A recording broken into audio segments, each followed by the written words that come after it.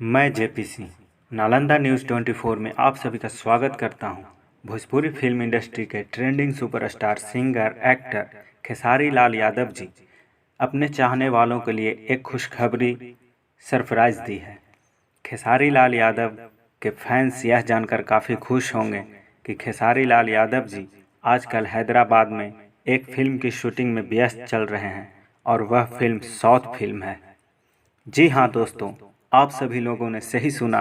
Bhojpuri film industry के trending superstar singer actor Khesari Lal Yadav ji Bhojpuri film industry के अलावे साउथ फिल्म के इंडस्ट्री में अपना डेब्यू अपना भाग्य आजमा रहे हैं।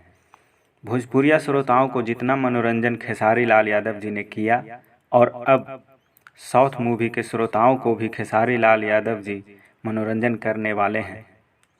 और अभी भोजपुरी के trending superstar singer actor Khesari Lal Yadav ji के साथ कौशल मांडा जी एक साथ नजर आ रहे हैं।